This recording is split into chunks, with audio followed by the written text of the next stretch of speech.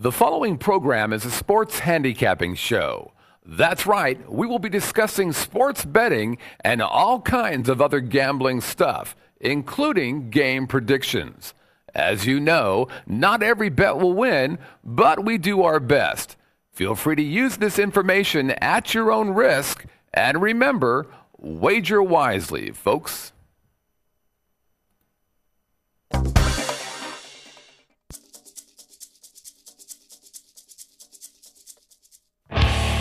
Broadcasting from the Vegas Video Network studios, live from the Las Vegas Strip, Covers.com presents Vegas SportsDay. And now from the sports betting capital of the world, here are your hosts, Teddy and the Professor. It's Friday in Sin City, and you are watching Vegas SportsDay, the pulse of the sports betting world. I'm your host, Teddy Covers, joined as always by my esteemed colleague, the Professor, Dave Malinsky. Coming up today, to bet or not to bet? No, sometimes when is the question. We're going to tell you why one team's senior moment doesn't even last that long. And tonight in the NBA, we're going to break out the chessboard. We can take advantage of an opening with a Lopez gambit. So, Dave, it's a weekend preview edition of Vegas SportsDay, but before we get into the weekend, we got to take a look at what happened last night. First take on a Friday. What'd you see that you want to share with our viewing audience? Wasn't last night. We opened the box yesterday. If we get into March, many of you will know what that means. Baseball prospectus time.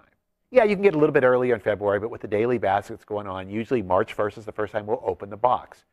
If you're going to be with us for baseball this year, or even not with us, but going to be betting it on your own, nothing more important you can do anywhere in handicapping, get a copy of that. Not just the fact that the information is so good and so valuable, and you'll refer back to it all season long, but the fact that it's also literate, it's very well written. There's a lot of humor in there. You can actually breeze through this. So many of these preseason publications are tedious to get through. This is a breeze. It's good information. It's presented very well. A lot of the terminology in that book we'll be using on the show daily coming up in a couple of weeks. Cannot recommend Baseball Prospectus more. Not a paid endorsement, by the way. No tie-ins with them at all, but something you definitely should be doing.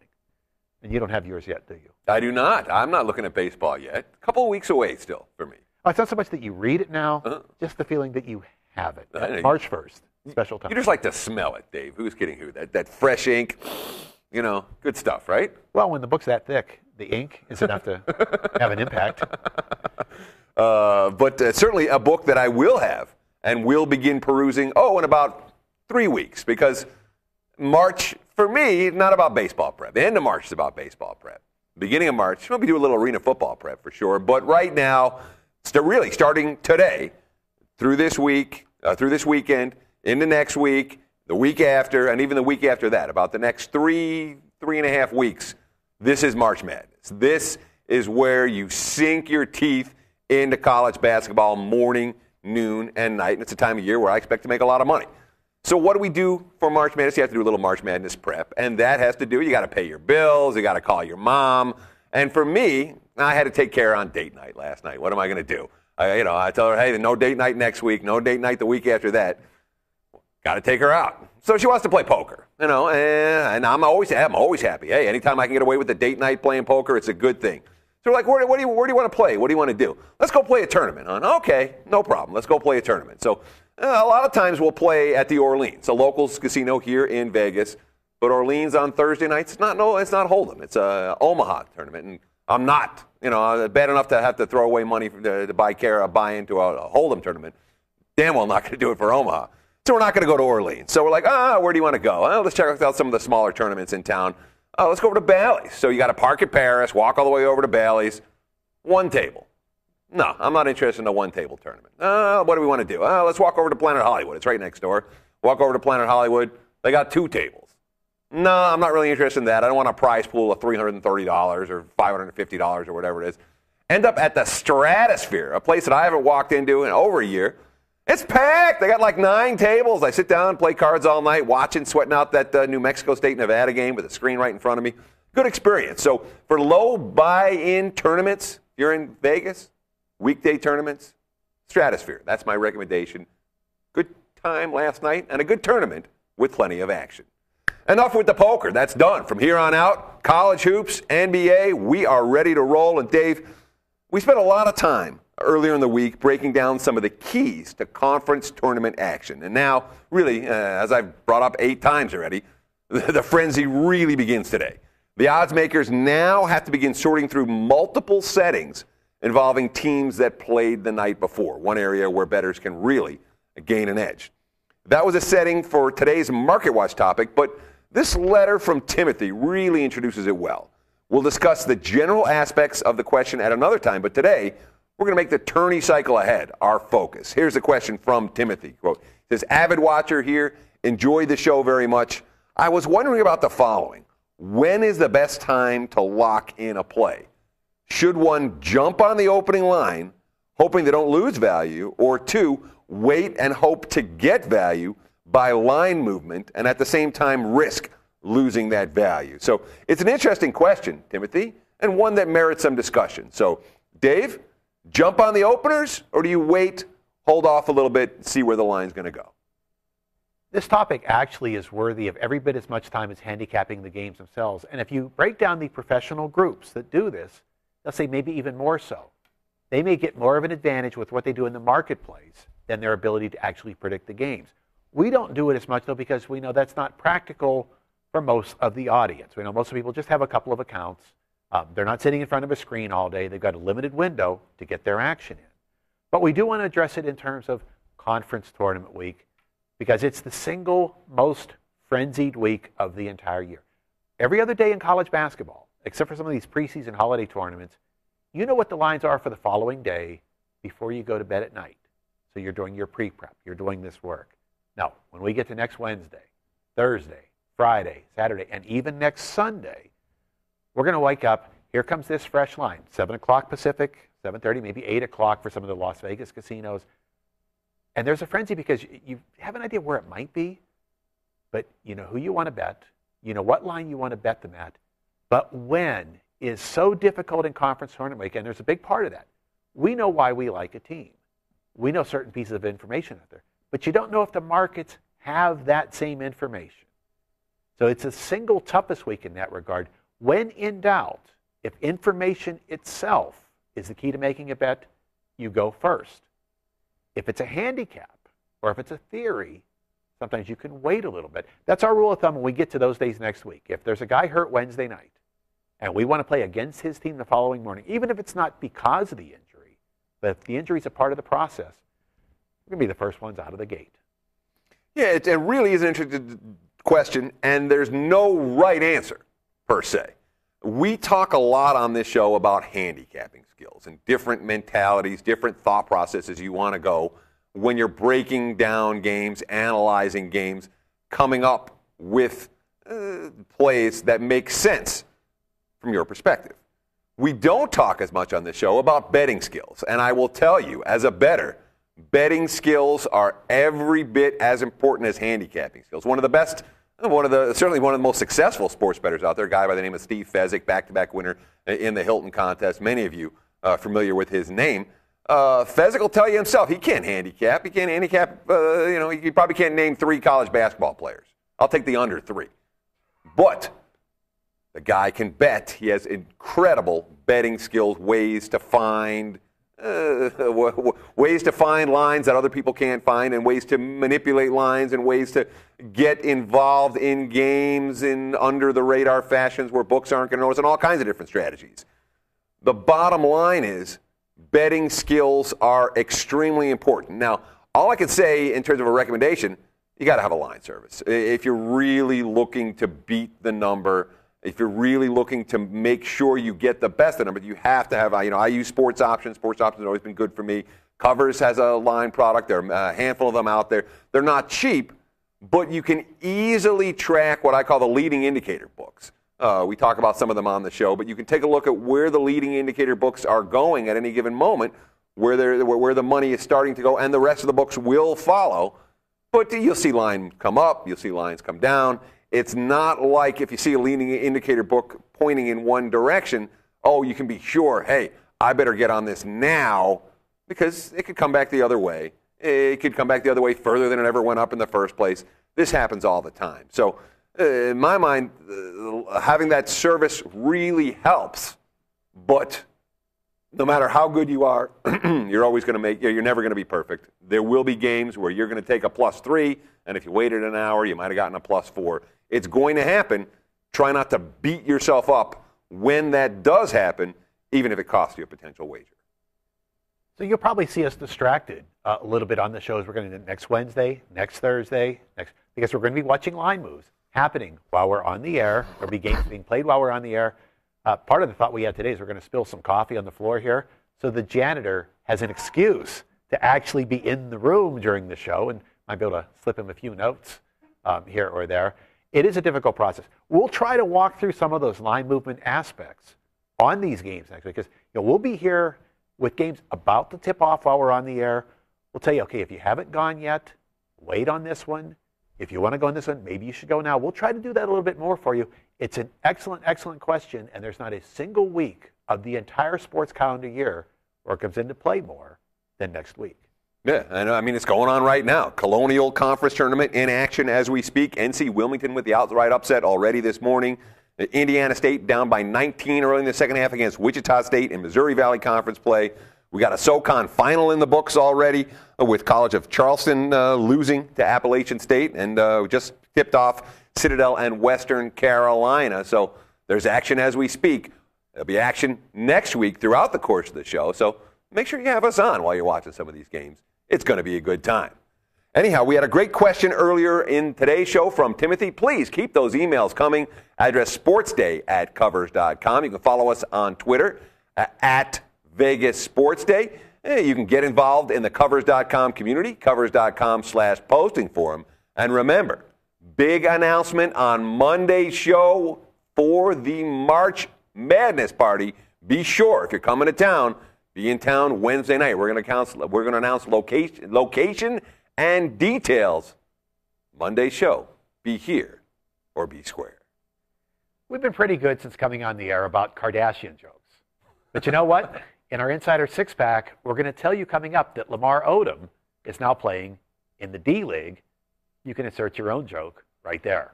You're watching Vegas Sports Day.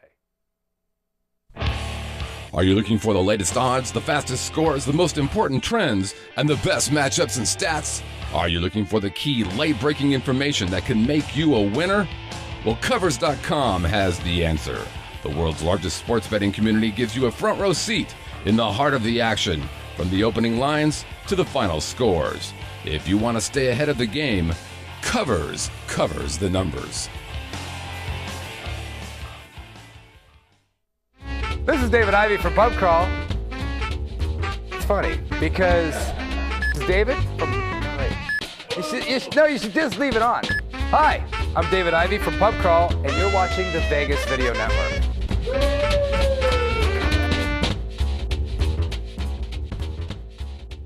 And scene. I haven't been able to do this all week, Dave. It's time to pop that top. Yeah, let's open up an Insider Six-Pack for Friday. Never too early to crack that first one of the weekend. And today, let's start with some NBA news. In Boston, it's been a very disappointing season for the Celtics so far. They're sitting at 500 right now, despite having played the NBA's 28th weakest schedule. The problem with injuries, the problem with age, both have really caught up with Danny Ainge's roster this season. And Boston right now, in many ways, seems to have lost their swagger. Now, they may be losing even more. We've heard multiple reports over the last 48 hours dealing with proposed Rajon Rondo trades. Now, Rondo is probably the best player on the current Celtics roster because of his youth. There may actually be some savvy here because this is a guy that's still owed $36 million over the next 3 years on his contract, and he may not necessarily be the type of point guard that the Celtics can build around moving forward as the veterans start to move on. Here's the gist. Rondo, a tremendous distributor for the Garnett, Pierce, Allen trio, but his shot has never come around at any point over the course of his NBA career. The field goal percentage can be a little bit misleading because here's a guy who gets out on the break and gets a lot of layups and high percentage looks that way. but we're talking 23.5% on three-pointers. We're talking 61% from the charity stripe, so you can't even have the ball in Rondo's hands in close games during crunch time. You know, without the ability to make shots, his value is a little bit of an awkward issue. He's great in an environment where he can distribute to other shooters. He's not great when he's not in that environment. And for now, all this trade talk cannot help a Celtics team badly needing an emotional spark to generate that spark tonight. Mavericks are hoping to have Dirk Nowitzki back on the court when they play at New Orleans tonight. He left after only 9:39 in their loss against Memphis on Wednesday. Key part of why there have been big defensive issues for them around the basket. You think about Dirk for offense, but with Dirk and Lamar Odom both missing, first two games since the break, they gave up 104 points in the paint. They lost to the Nets and Grizzlies both, despite those two teams shooting 9 for 35 from three-point range. Very, very awkward. They hope his back is going to be good enough to go. Where's Lamar Odom? Boy, so much being whispered about in Dallas. They were trying to say he wasn't with the team because his father was ill. Now there are some who are saying, you know what, he may never play another game in a Maverick uniform. They're actively trying to trade him. But it looks like as of a few minutes before we went on the air, we will see him on the basketball court again in the D-League. Apparently that's what they want to do to see if he can work his way back into shape. Not a punishment for him. Apparently he has accepted that assignment. He may want to be able to show in the D-League that he's worthy of playing for somebody else. If not the Mavericks, if they want to trade him, they need for him to show well. Opposite side of the equation, Carl Landry is getting closer and closer to coming back for New Orleans, but tonight, probably not the night just yet. A team that's actually played pretty well while they've been shorthanded. Maybe the chemistry gets disrupted when Emeka Okafor comes back, but not Landry. He's a good glue guy for that team. Did Miami miss Chris Bosh last night? Not even a little bit. Bosh not on the floor. Didn't matter. Easy win at Portland. Wire-to-wire job for the Heat. And if anything, LeBron James and Dwayne Wade seem to relish the opportunity to take more shots on offense. And between them, 71 points on 25 of 45 shooting against a pretty good Blazers defense. They also had 16 assists between them, most of them one guy distributing the ball to the other. Supplying the glue, again, for Miami, the ultimate glue guy, Shane Battier. Here's another classic for your plus-minus library. Battier, 3 points and 1 rebound in 25 minutes of playing time as a starter. Yet with him on the floor, Miami, a plus 15 on the scoreboard during his time in the ballgame. The run for the Heat now 9-0 straight up, 8-1 against the spread during that span.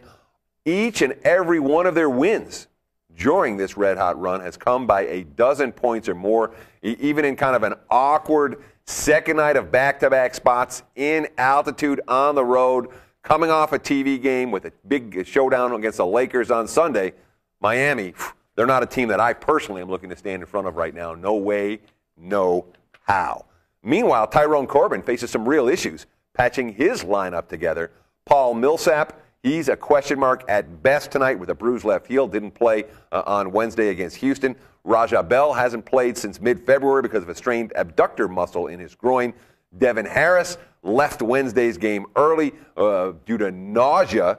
Should be able to go tonight, but his backup, Jamal Tinsley, has not been able to participate since the All-Star break because of a bout of the flu. One of the things we'll be doing a lot of work with today, and you should be doing as well, conference standings heading to those key final games. Teams that are going to maybe jockey for position that might play harder. Ivy League race could be real scintillating down the stretch. Harvard and Penn tied in the loss column going into the last cycle. Penn's got to play 3 games over the next 5 days. Harvard only has to play 2. If they finish tied, because they split head-to-head, there will be a playoff. Just like happened last year between Harvard and Princeton, Harvard lost that playoff game, did not get an at-large invite into the NCAA tournament. They were hoping the resume would be good enough this year, but maybe not just yet. As always, here's what you have to focus on, though. Must win means that. Must win. Not must win by a margin, especially for a game like Penn tonight. They're laying 14.5 against Brown. If you know you've got to win 3 games over 5 days in order to get that tie with Harvard, you don't go too far out of your way to get a margin in any of them. Who's the wild card in all this? Once again, it's Princeton. Now, Princeton has become, if they beat Yale tonight, Yale is eliminated from the race. Yale gets in if Harvard and Penn both lose, which is unlikely.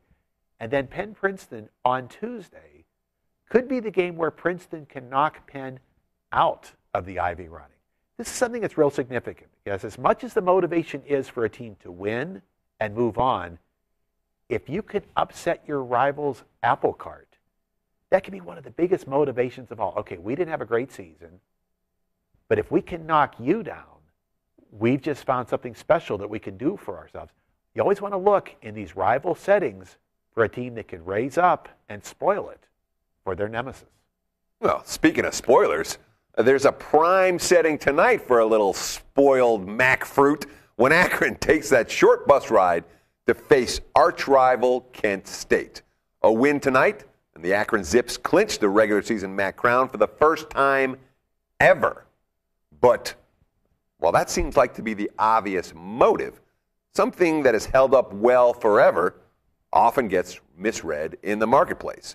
Many times a team that has a chance to spoil things for their arch-rival actually brings a better focus to the game. They bring plenty of motivation, but a lot less pressure. Now, this is a quote from Kent State coach Rob Senderoff. Quote, "I know this. Our seniors are not going to want to lose their last game here, certainly not to Akron." Akron did win the first regular season meeting between these two teams, 84-75 at home, but note that it included one of the more unusual box score lines of the season. Nick Harney scored 21 points in just 14 minutes of game time, 10 of 12 from the field. In all other games this season, Harney averaged just about 8 points per game. We've talked a lot on this show about Senior Day, that final home game where you play with that little extra emotion. Well, sometimes you can learn a lot about a team for who's not there on Senior Day. It's been a very disappointing season for Jay Wright at Villanova. His worst since taking over as Wildcat head coach, 12-17 straight up, only 5-12 in Big East play. And a big part of it, who are they celebrating on Senior Day tomorrow? Nobody. No seniors on the roster. That's a big part of why that leadership wasn't there for the Wildcats. Something else isn't going to be there tomorrow, too, though, and it's something you need to focus in on in this particular cycle. A lot of fans won't be there. Spring break starts at Villanova this week. Residence halls close after tonight. A lot of students have already left campus. If you've got a nondescript afternoon home game that means nothing for your team, are you sticking around to root for them, or are you off to Cancun or one of those areas? Keep in mind that Villanova students, they tend to be able to afford to take nice spring breaks.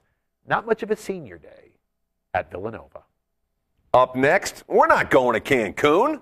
We're going to stay right here and break down the ESPN matchups on tonight's NBA card. Hey, I'm Al, man. Is that how you get them to do that all the time? Just sit there and be an ass. Is that it? Hey, I'm Al. Hey, I'm Al Mancini at Top of the Food Chain. You are watching the Vegas Video Network. We got big forks, big spoons. I got a big mouth. I got no guests.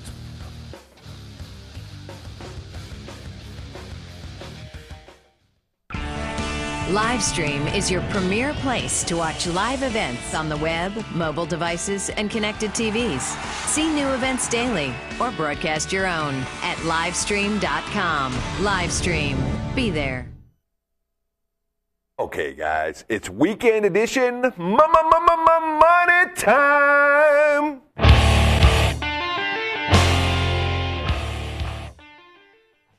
This edition of Money Time is brought to you by Covers.com. Remember, for all the key information you need in every sport, Covers covers the number. Let's go to Philadelphia, Pennsylvania, where tonight the 76ers 7-point home favorites against the Golden State Warriors. And with Philadelphia right now, I mean, honestly, might be a case of simply letting the point spread be our guide with what to do with the Sixers. When the Sixers are favored by 7 points or more, like they are tonight, 13-1 straight up, 11-3 against the spread.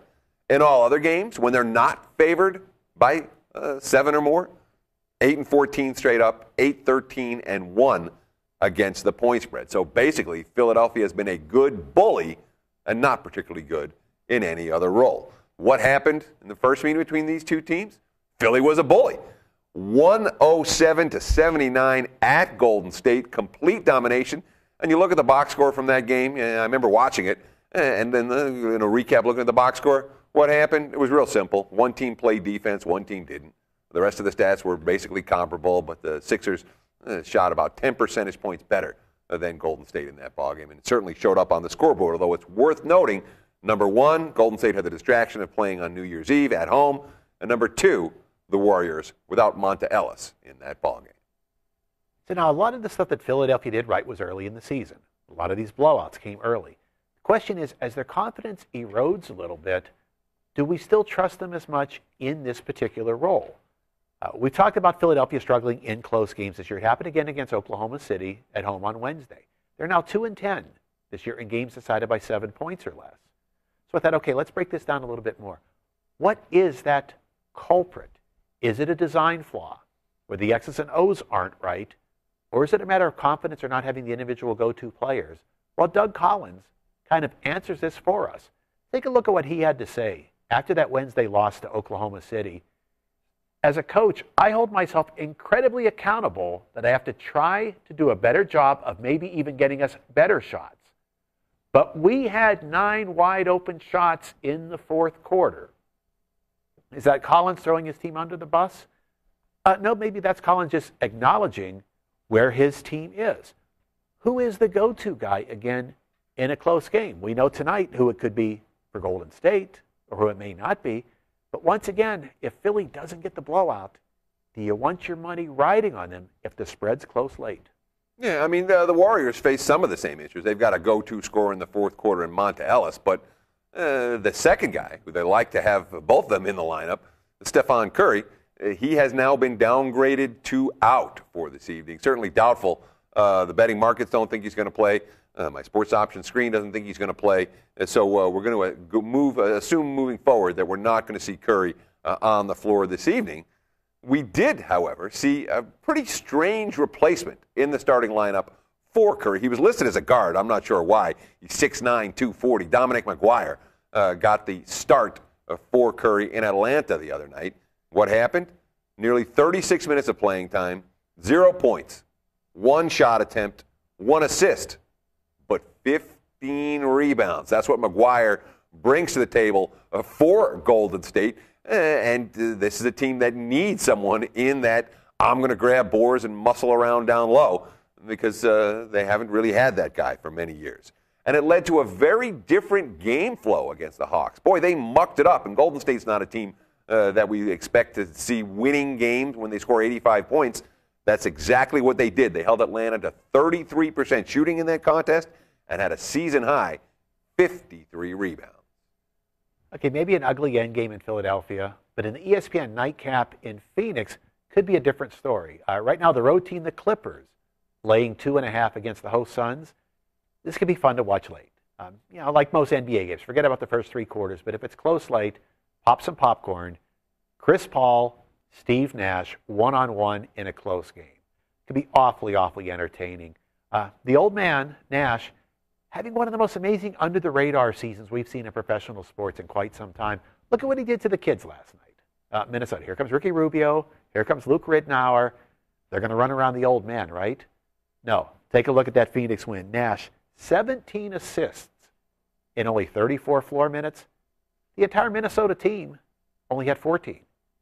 And that's 240 floor minutes. Ricky Rubio, he had 2 assists.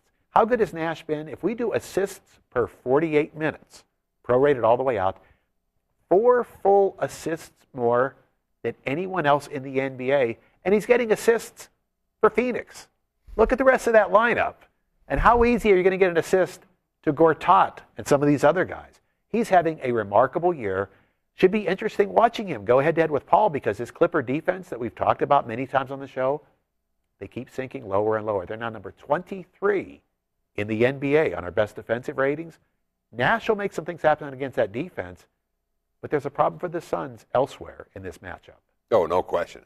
What's Phoenix's biggest issue been so far this year? Rebounding. This is a game where the point guard battle is going to be great to watch, but the game may well be decided by the board. So far this season, the Clippers, the number 4 team in the NBA in rebounding margin, The Phoenix Suns, number 25 in the NBA in rebounding margin. So assuming turnovers are even, assuming field goal shooting percentages are even, the battle of the boards could go a long way towards determining tonight's winner in this ball game. Now, Phoenix hired Elston Turner, the number one assistant, to help shore up that particular area. And Turner, as Gentry's top assistant right now, he's showing frustration that it's not working. Here's a quote from Elston Turner, quote, "Rebounding is a combination of heart and hustle." Just ask Dennis Rodman. There is no big-time skill in that. Sometimes it's a mental block where you're just not making contact, or you step in and the ball bounces right where you came from. Now, Phoenix, they have no answer for Blake Griffin, none whatsoever. They're going to have to try to deny him the ball with the quickness of Channing Frye or Hakeem Warwick.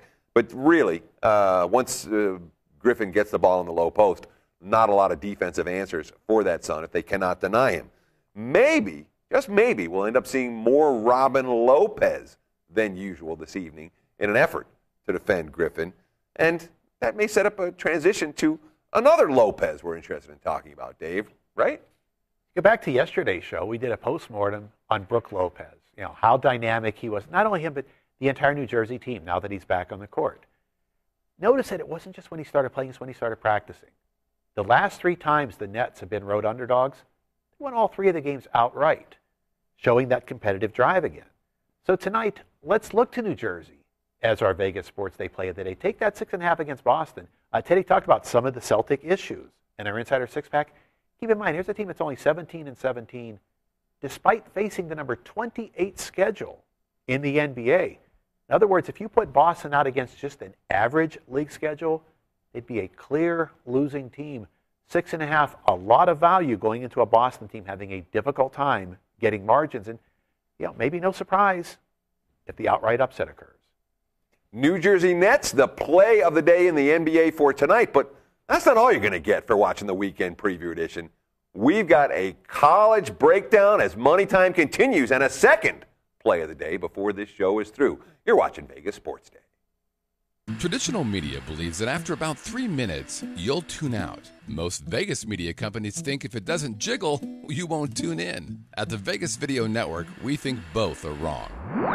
The Vegas Video Network is the first and only live online broadcast network that specializes in insider news and expert views about Vegas. We combine great storytelling with the ability to watch when and where you want on your computer, mobile device, or television. Discover the real Las Vegas. Visit VegasVideoNetwork.com.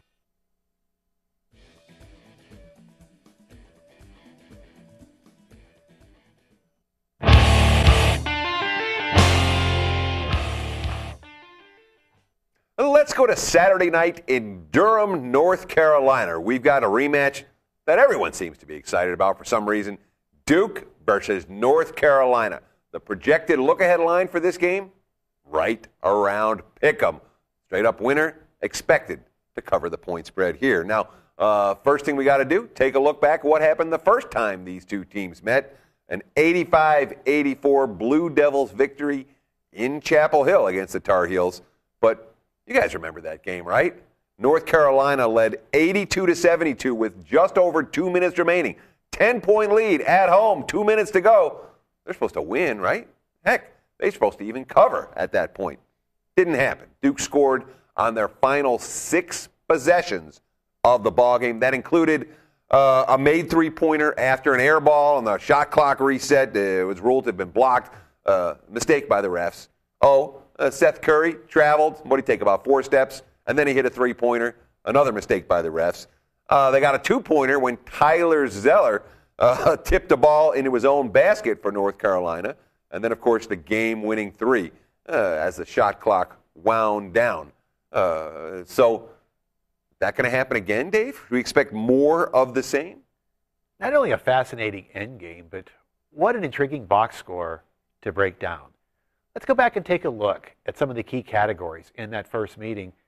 And you find that North Carolina was winning so many of these across the board. Field goal percentage, 49-2 to 43-5. You win the game with that. You shot better at the free throw line, 70% to 65.4. Dominated the boards, a plus 10, 41-31, and fewer turnovers. So wait a minute. You outshot them by almost 6%. You beat them by 10 rebounds. You had one fewer turnover. How do you lose the game? Look at the scoring from three-point range. Duke, 42-3, a plus 39-point advantage. Duke gets almost half of their points in the entire game from three-point range. That is a big factor as we go down. Obviously, it means they took a lot more shots from three. 36 of their 62 shots were beyond the arc. Carolina, they only took 6 shots beyond the arc the entire night. So that's going to be the key. Duke is probably going to take those shots again because that's what the one weakness Carolina has is the manpower there to be able to get out and defend that three-point line in the rematch. Yeah, that's a key question for the rematch, Dave. How does Roy Williams turn that perimeter defense around? It's not going to be easy. Without Dexter Strickland, there's just not a lot of depth at the guard spots for North Carolina. That makes it difficult to extend and to chase, particularly in a high-tempo game like this one is supposed to be. You wonder, is the lack of depth for the Tar Heels the reason they lost that first matchup? Did the late-game fatigue become an issue on the perimeter? Does having to extend more on defense make Kendall Marshall less effective at running the offense? Those are questions likely to be answered in Durham on Saturday night. The second big showdown of the weekend, big intensity level, much different game flow than Duke Carolina. Let's go to Sunday afternoon in East Lansing, Michigan. The host team, Michigan State, projected about a 2.5-point favorite over Ohio State. Major rematch here with huge Big Ten championship implications. Michigan State wins, they're in.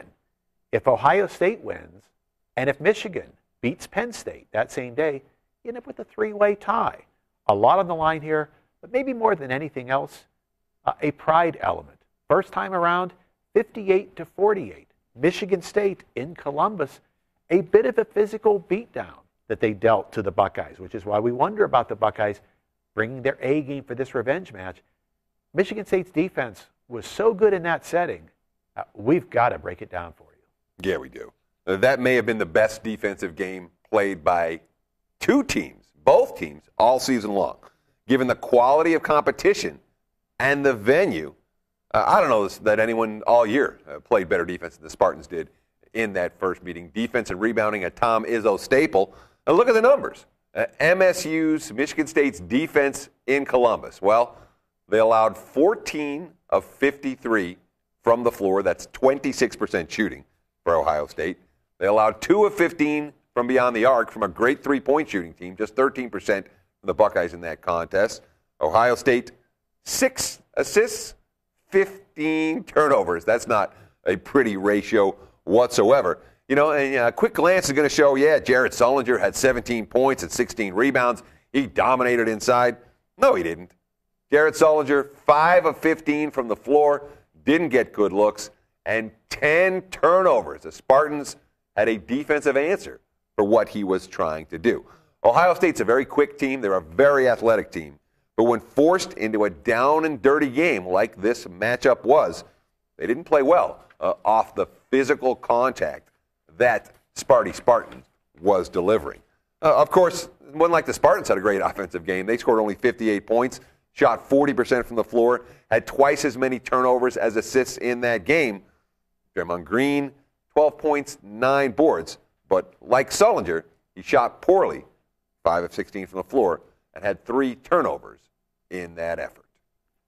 So before either of those showdowns tip off, got something good for the pockets. Let's go back to Philadelphia, where we visited the Villanova situation in our Insider Six-Pack. Something that makes it even tougher for Jay Wright. Yeah, crowd's going to be down. No last home game emotion for the seniors. But you know what? They played at Rutgers Thursday night. Quick turnaround, not a lot of preparation time for an afternoon tip-off. And what happens right after this game? You got to get to Madison Square Garden because you had such a bad season, you're playing Tuesday in the early rounds of the Big East tournament. Let's take the road team, Cincinnati. And we don't mind laying a point to Villanova here. Cincinnati, one more quality win away from securing an at-large spot in the NCAA tournament. Cincinnati more physical than Villanova, deeper, hungrier, certainly the type of team we like to look to grind out a win in this environment. Yeah, Cincinnati -1 on the look-ahead line. We got a parameter there? A basket or less. Yeah, if you Basket get or them less. 2.5, but may well see a 1 in that ballgame. That is, again, the look-ahead line for the Saturday's Big East Showdown. You got an NBA Play of the Day winner for tonight. You got a College Hoops Play of the Day winner for tomorrow. You've got analysis. You've got breakdowns. You've got conference tournament thoughts. We're done, Dave. It's been a good week. Let's do it again next week. For Malinsky, I'm Savransky. Enjoy the games and good luck. We'll see you again on Monday.